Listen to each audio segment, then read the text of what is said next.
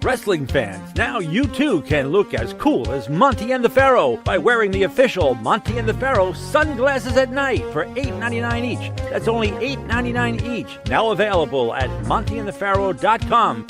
We know what you're thinking. Did they fire off 6 fascinating points of interest or only 5? Well, to tell you the truth, in all the excitement of watching and listening to Long Island's #1 wrestling podcast, I've actually forgotten myself. But being this is the Monty and the Pharaoh from Indie Music Studios in Ronkonkoma, and the fact that they were talking to yet another champion wrestling star, one of the most powerful and talented performers from the wrestling franchise, and not to forget, well-informed and provocative interview questions asked and answered. It was such an interesting and entertaining hour, the questions nearly blew your head clean off. Now you've got to ask yourself a question. Do I feel lucky? Do ya, punk? What? Yeah. No, I'm behaving myself. No, I'm not playing in abandoned buildings. What? Again? Now, I suppose you had those people follow me again. Fine. Hey, this is Jimmy Pharaoh from Monty and the Pharaoh, and I want to thank all our subscribers. We have now passed 14,000 on our YouTube channel. But I want to ask our subscribers to take the next step for us and become a full-fledged member of Monty and the Pharaoh. Yeah, that's right, folks. There's 3 different levels to choose from. There's free shirts. There's free autographs. Just check it out and become a member of Long Island's #1 pro wrestling broadcast, Monty and the Pharaoh. Later.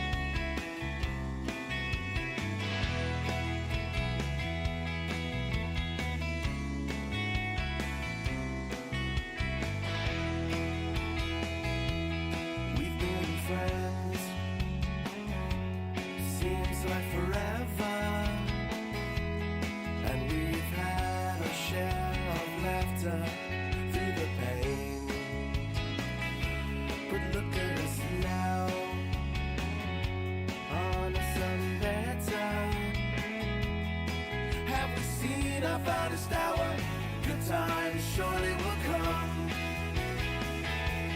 All I know is people talk without listening. What I'm saying is life's too short to live in these extremes. Have we seen our finest hour? Good times surely will come. And all through the night I wondered and waited. Fake news. Boston wrestling is fake news. Divided we fall to wait here for you, holding it together, just like a desert flower, waiting on the rain to come. And all I know is annualized confusion. And what I'm saying is you don't realize what this means. Have we seen our finest hour? Good times surely will come. Just like a desert flower, waiting on the rain to come. Really made people to look up to. You know, we didn't have a lot of people to look up as a black person back in them days. That's why everybody loved Muhammad Ali because he was just somebody everybody could look up to, and Martin Luther King. So these were people, Martin Luther King, Muhammad Ali, because they kind of show us that we did not have to stay down, that we could build ourselves up. We see Ali become the world champion. I mean, we say world champion, that means there's nobody but. When we see Martin Luther King and all the love and support he got from not just Black America, but all America, of all ethnic groups. He was liked and respected by all group of people, not just one, which made all of us want to, really be like Martin Luther King and there was my hero, Martin Luther King and Muhammad Ali during that time. So growing up in Roanoke gave me the opportunity to be like them, to be like Martin Luther King, to be like Muhammad Ali, to make something out of myself. So my whole life was, I didn't hang out on the corner with other people. I got lucky. When I was 15, my mother couldn't support me no more, and I knew that. She didn't kick me out the house or nothing, but I figured I was big enough. I'm 15 years old. I'm big enough to get on my own. So I met this woman named Loretta Mize. Now, I was 15, but I was a virgin. I ain't know nothing about no sex. I knew how to box. I knew how to wrestle. I knew how to lift weight. I ain't know nothing about that bedroom. Now, like I say, what I'm going to say, I hope y'all don't get mad at me, but I got to tell it the way it worked. So, Loretta used to always run out, because I used to walk around with my shirt off to show off my muscles, But she always used to run out. She didn't know how old I was, because at that time, I was 6'2", which is what I am now, 6'2". I weighed about 220 pounds, with a 29-inch waist, And at that time, 19 or 20-inch arms, there was very few guys looked like me. So Loretta seduced me. So she called me in the house and she said, "Have you ever been with a woman?" I go, "No." She said, "Would you like to?" I go, "Yeah." So she lay down on that couch. I remember now. She had no underclothes on. And she pulled that dress up. Scared the shit out of me. I took off running down the street. My brother Noel saw me. No, Charles. Charles saw me. "What's wrong with you? You act like you saw a ghost." I said, "Worse than a ghost." He said, "What are you talking about?" I said, "Man, I'm going to go to jail. Somebody's going to go to jail." He said, What are you talking about?" Now, I never seen a woman naked until I was 15. I said, "Somebody don't cut this woman between the legs. She got this big old cut between the legs." He said, "You know what that is?" I said, "No." I said, "What is this? Is this an injury or something?" He said, "No." I thought the girl hurt herself or something. I never saw that before. So I took off running. So now my brother, he's mad at me. I'm wondering why he's mad. I'm the one that had the bad experience. He said, "Don't you know what that is?" So he told, I'm not going to say it on thing, but he told me the P word. He said, I said, "Oh, that's what that is." I said, "Boy, that's an ugly damn thing. I never saw nothing like that before."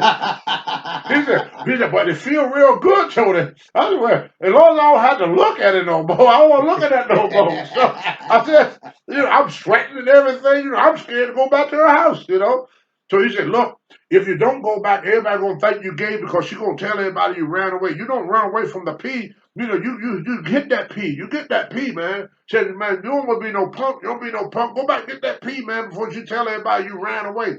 I said, "Oh, why? You come with me?" He said, "No, you don't need me to do that." Did he tell you how to do Yeah. it? No, he didn't. No, he just told you. Okay. Yeah. So I get with Loretta. I said, "Okay, I'm back." She said, "Yeah, I see." She said, "Well, do you want to spend the night or not?" She said, "You're not going to run out on me no more." I go, No, I'm not going to run." I said, I'm ready. So then she taught me the ways of love making, She had an old saying, "You gotta lick it before you stick it." And that was her saying. And then she said, that's how you start off. You have to make the love, the kissing, the hugging. all that stuff. And I'm sitting there, but when I get to stick it, you know. That's what I was thinking about. Because I would have found out what felt so good. I mean, I never stuck nothing my whole life. So finally I got on top and oh boy. You pump? Oh boy. You pump? No. She called me, she said the only way I'm gonna have a baby is have a sweat baby. I could go for hours that day. I mean, she had to push me off. I was like riding a horse or something. Brother. This is looking great. So I went and got all my clothes. Mom, I got a place to stay. Where you going, boy? I got a place to stay. Now my mother, which was strange, she hated the relationship. See, I was 15. Loretta was 38 with 5 kids. Oh. And I always thought that my mother didn't like that because of the age difference. But then one day I asked her, I said, why you don't like Loretta? She said, well, boy, I believe in God. And you, I said, because she's too old for me? She said, oh, age got nothing to do. Your father was much older than me. My dad was. He was like 20 years older than my mom. So she didn't, it wasn't age. She said, y'all living in sin. I am living in sin. She said, you're not married. Then she told me this story about this lady. She was unmarried, and she was having sex with other men. And they were going to stone her. They were going to throw stones at her. And Jesus come along, and he said, he who is without sin cast the first stone. So nobody stoned her. Then he turned to the lady, whoever she was. Anybody that know the Bible or Christian, we know that. He told her, go and sin no more. So my mother believed that if you live together and you're engaging in sex, that was a sin because of that story she read us. So me and Loretta, we moved in, and it worked out great for me because she was able to feed me. I was working at the YMCA. Then I met these guys named Clint and Wayne Barlow, and they was involved with the TAP program, Total Action Against Poverty, and they got me involved in. So Alfonso got me involved in the gym. I met Jackie Cooper, Randy Booth, and Steve Agent to help me to develop my physique. And I had Loretta that fed me and put a roof on my head and taught me how to, you gotta lick it before you stick it. So she taught me that, and later on, women that, I'm not trying to brag, but they say they like that way. So it worked. So,